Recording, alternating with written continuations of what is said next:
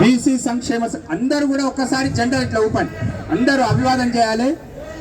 హనుమంతన్న వచ్చిండు, సీనన్న చేపట్టినటువంటి ఈ మహా ఉద్యమం మన జెండాల ద్వారా ఈ ఢిల్లీ గడ్డ మీద మనం ఒకసారి మంచి అభివాదం చేయాలి.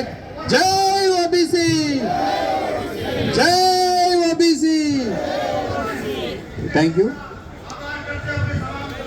బీసీ సంక్షేమ సంఘం జాతీయ అధ్యక్షులు అన్న జాజుల శ్రీనివాస్ గౌడ్ గారి యొక్క ఆధ్వర్యంలో ఈరోజు దేశ రాజధాని ఢిల్లీలో జరుగుతున్నటువంటి ఈ మహాధర్నా కార్యక్రమానికి అధ్యక్షత వహిస్తున్నటువంటి బీసీ సంక్షేమ సంఘం రాష్ట్ర వర్కింగ్ ప్రెసిడెంట్ కుల్కచెర్ల శ్రీనివాస్ ముదిరాజు గారికి, ఈ కార్యక్రమానికి ముఖ్య అతిథిగా విచ్చేసినటువంటి మరి రాజ్యసభ సభ్యులు హనుమంతన్న గారికి, వేదిక మీద ఉన్నటువంటి గౌరవ పెద్దలందరికీ, వేదిక కింద ఉన్నటువంటి తెలంగాణ, ఆంధ్రప్రదేశ్ వివిధ రాష్ట్రాల నుంచి విచ్చేసినటువంటి ఓబీసీలకు, ప్రత్యేకంగా మాతలకు ధన్యవాదాలు, నమస్కారాలు తెలియజేస్తూ ఈరోజు మన యొక్క ఓబీసీల హక్కుల సాధన కోసం చేపడుతున్నటువంటి ఈ ధర్నా కార్యక్రమం, మన ఉద్యమంలో భాగంగా ఈరోజు ఈ కార్యక్రమం చేపట్టడం జరిగింది.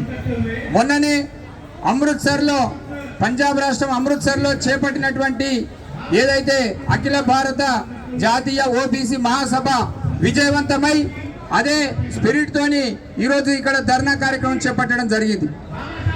ఈరోజు దేశ రాజధాని అయినటువంటి ఢిల్లీలో ఈ కేంద్ర ప్రభుత్వానికి, బీజేపీ నరేంద్ర మోడీ గారి యొక్క ప్రభుత్వానికి మనం ప్రధానమైన మన డిమాండ్లను ఇక్కడ నుంచి తెలియజెప్పడం జరుగుతూ ఉంది.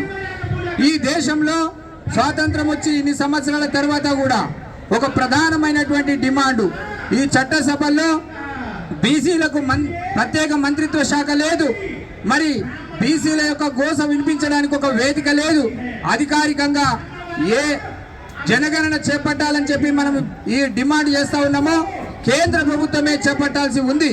కానీ కేంద్ర ప్రభుత్వం నిర్లక్ష్యం కారణంగా బీసీలను మరి నిర్లక్ష్యం చేస్తూ బీసీలను కేవలం ఓటు బ్యాంకు రాజకీయంగానే వాడుకుంటున్నారు తప్ప ఈరోజు మరి 10 సంవత్సరాల తర్వాత కూడా నరేంద్ర మోడీ గారు బీసీ నాయకుడు అని చెప్పుకుంటా ఈ దేశానికి ఒక బీసీ ప్రధాని అయిందని చెప్పుకోవడం తప్ప బీసీలకు చేసింది ఏం లేదు, ఉరగబెట్టింది ఏం లేదు. మరి ఇకనైనా మనం ప్రధానంగా డిమాండ్ చేస్తూ ఉన్నాం, ఈ ప్రభుత్వం మీ చేతుల్లో ఉంది పవర్, కాబట్టి దేశవ్యాప్తంగా ఓబీసీల లెక్క తేల్చండి. ప్రధానంగా జాజుల శ్రీనివాస్ గౌడ్ గారి ఆధ్వర్యంలో పెట్టినటువంటి ప్రధానమైన డిమాండ్లు ఏవైతే ఉన్నాయో వాటన్నిటినీ కూడా సాధన కోసం ఈ పోరాటం కొనసాగిస్తాం. దేశంలో ఉన్నటువంటి రాజకీయంగా మీరు నంబర్ 1 పొజిషన్లో ఉన్నాం చెప్పుకుంటాం కాదు, ప్రజల యొక్క గోస వినాలే, మా బాధ వినాలే. దేశవ్యాప్తంగా ఉన్నటువంటి బీసీల యొక్క లెక్క తేల్చకపోతే భవిష్యత్తులో మీ లెక్క తేల్చాల్సి వస్తుందని చెప్పేసి తెలియజేస్తూ ఈ అవకాశం కల్పించినటువంటి వేదికకు ధన్యవాదాలు తెలియజేసి సెలవు తీసుకుంటాం.